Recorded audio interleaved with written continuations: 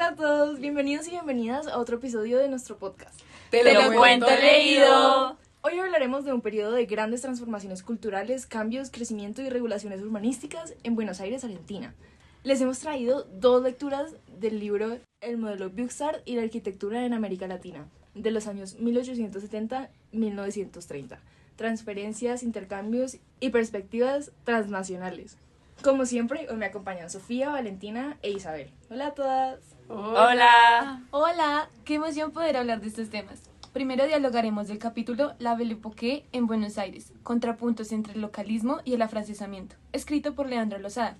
Este texto analiza cómo la élite argentina entre 1880 y 1910 pasó de una rusticidad criolla a una clase social que se autoproclamaba aristocrática, con gustos afrancesados, códigos europeos y un estilo de vida lleno de sofisticación. Y como esa transformación fue más que una moda, fue una estrategia política y simbólica para legitimarse como clase dominante. Como dice Lozada, esta élite no era homogénea, tenía diferencias de origen, de trayectoria, y eso generaba una tensión interna que se resolvieron a través de una educación mundana. Así que si piensan que la Belle Époque solo son palacios y vestidos elegantes, pues no, porque fue más que eso. Lo primero que marca Lozada es que la élite argentina no era heredera de un linaje aristocrático, se tuvo que construir. En 1880 recién se consolidaba el Estado Nacional y la élite todavía era una mezcla de familias criollas, políticas, ricas pero sin estilo. Y con la llegada de la inmigración, el crecimiento económico y la política roquista, esa élite sintió la necesidad de afirmarse culturalmente. ¿Pero cómo? Adaptando modales europeos y sobre todo los franceses. Ahí empezó la transformación.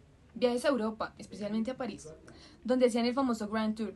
No era solo turismo, era un rito de paso. Iban a museos, óperas, compraban arte, vestuario y refinaban modales. Y cuando volvían, lo replicaban todo, desde los días de recibido, el personal de servicio como mediador en las reuniones, hasta los nuevos códigos del cuerpo, el corset, la postura, la etiqueta, todo estaba pensado para parecer europeo. Ajá. Lozada también plantea algo clave. Esa europeización no fue solo imitación, fue una manera de marcar distancia. Frente a una Buenos Aires llena de inmigrantes, la élite necesitaba una cultura que funcionara como frontera simbólica. Eso se ve en los espacios como el Teatro en Colón, los clubes como el Jockey Club, los espacios de Recoleta. Eran escenarios donde solo entraban quienes sabían leer las reglas. Con el tiempo las familias de élite se trasladaron a zonas como Plaza San Martín, Barrio Norte y Recoleta. Se construyeron palacios y petit hotels que funcionaban como espacios controlados de sociabilidad, más exclusivos que los clubes o teatros públicos. También el cuerpo fue domesticado. No olvidemos cómo lo francés se vinculaba a lo femenino, lo elegante, lo artístico, como el piano y el bordado, y lo masculino a lo británico, lo sobrio y a lo deportivo como esgrima, remo y golf. Hasta en eso se marcaba una gran diferencia. Ahora, los cronistas de la época lo decían sin filtro. La élite argentina sobreactúa. Era como ver una comedia de modales, grave, seria, obsesionada con hacer lo correcto.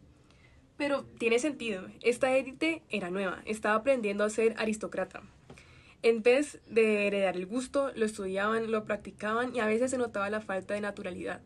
Igual, en términos sociales fue efectiva. Se convirtieron en referentes. La clase media los miraba como un modelo. Ser culto o fino era imitar a esta élite afrancesada. Pero esto fue hasta que el país cambió. Con el avance de la clase media, la lógica meritocrática, la idea de república, igualdad, esa ostentación empezó a verse como una bobada. Pero muchas cosas siguen vivas, como la arquitectura, obviamente, pero también ciertos gestos. El clasismo disfrazado de cultura, la idea de que el buen gusto es sinónimo de prestigio.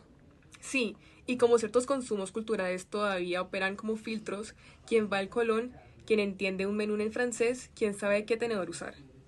Y también cómo los cuerpos siguen educados, el parecer elegante, el control del lenguaje corporal, el saber estar, todo esto tiene raíces de esa Belle Époque. Pues sí, lo interesante del texto de Lozada es que no idealiza ni condena. Nos invita a entender cómo la cultura puede ser campo de poder y cómo ese poder también se puede revisar. La Belle Époque fue una época de esplendor, pero también de sobreactuación y tensión social. Fue una actuación colectiva de una élite que quería parecerse otra cosa. Pero lo más fuerte es ver cómo esa actuación dejó marcas duraderas en la ciudad, en los cuerpos, en nuestras ideas sobre qué es lo culto o lo correcto. Pues sí, bueno, muy bien. Ahora también tuvimos la oportunidad de leer otro capítulo de este mismo libro, llamado Regular y Educar, debate en torno a las características de la arquitectura en la ciudad de Buenos Aires, escrito por Virginia Bonicato y Magali Franchino. Este habla de temas fascinantes sobre la evolución arquitectónica de Buenos Aires entre 1880 y 1930. Sí, este tema es muy interesante. La transformación de Buenos Aires en una metrópolis moderna fue un proceso muy complejo. Sobre todo cómo la ciudad pasó de ser un espacio más pequeño y menos planificado a convertirse en una capital nacional con un crecimiento poblacional increíble, gracias a la inmigración. Exacto, y la arquitectura fue clave en este proceso. En esta época, entre 1880 y 1930, no solo se pensó en la construcción de edificios, sino en cómo representar a la nación a través del espacio urbano. Pero elaboremos más estas ideas. Claro, la federalización de la ciudad en 1880 marca el comienzo de una nueva era. Buenos Aires se convierte en la capital argentina y con ello llega la necesidad de una nueva identidad arquitectónica. Este periodo es crucial porque el auge de la arquitectura no solo se dio por la demanda de viviendas, sino también por la creación de programas arquitectónicos públicos y privados. ¿Qué piensan sobre esto? Es muy fascinante. Lo interesante es cómo la arquitectura dejó de ser solo un oficio para ingenieros y constructores y pasó a ser un campo de saber especializado.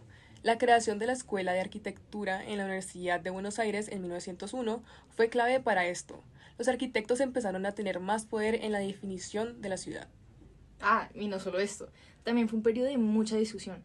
Se empezaron a crear normas, reglamentos para controlar el estilo arquitectónico y la construcción de la ciudad. Las ordenanzas como las de 1887, buscando regular no solo las alturas de los edificios, sino también los estilos y las fachadas. Todo para dar coherencia y armonía a la ciudad.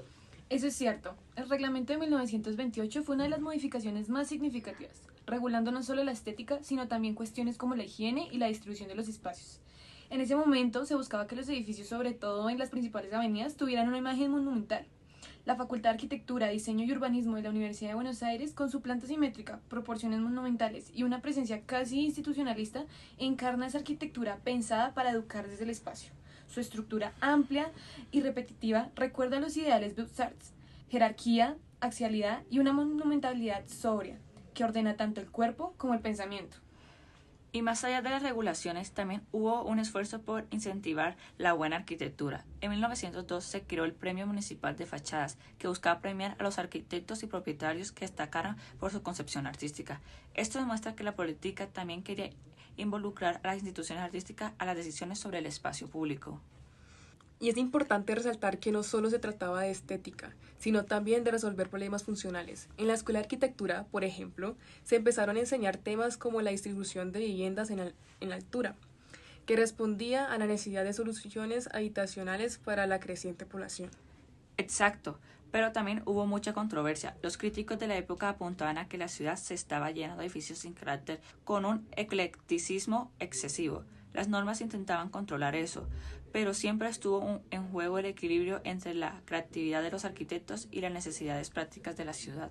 Sí, y el equilibrio era muy importante. La arquitectura no solo debía ser bella, sino funcional y adecuada a las demandas sociales y urbanísticas del momento. La casa de renta es un ejemplo. Fue la respuesta directa a una ciudad que crecía rápido y necesitaba soluciones habitacionales funcionales. Eran edificios pensados para alquilar por unidad, muchas veces construidos sobre lotes angostos, donde cada metro cuadrado debía rendir, y aunque resolvían necesidades urgentes, alojar a más gente en menos espacio, fueron mirados con desconfianza desde la academia. ¿Por qué? Porque no respondían al ideal clásico de simetría y monumentalidad. En ellas la función desbordó al gusto, y ahí quedó expuesta la tensión. ¿Debe la arquitectura responder a principios estéticos universales o a las condiciones inmateriales de su tiempo? La verdad no es uno u otro. Los ideales pueden inspirar, sí, pero si se vuelven dogma terminan dejando afuera la realidad. Y la casa de renta lo demostró. No era bella según el canon, pero resolvía un problema real, y eso también es arquitectura. Porque al final construir no es solo proyectar formas, es habilitar formas de vida, y eso también puede ser bello. Buenos Aires, en su proceso de modernización, buscó establecer una imagen que representara a la nación. Hacía uso de estilemas clásicos, ornamentos, decoro y los principios ordenados, homogeneidad y efectos que produjeran armonía. Sin duda. Bueno, este ha sido un tema apasionante. Muchas gracias por traernos estas lecturas tan profundas. Gracias a todos. Ha sido un placer analizar esos temas y entender qué hace a la ciudad moderna que conocemos hoy. Y gracias a todos los oyentes. Nos vemos en el próximo episodio de Te lo cuento leído, donde cada miércoles subimos un nuevo episodio. Hasta la próxima. Y no olviden seguirnos para más conversaciones sobre historia, arte y arquitectura. ¡Chao!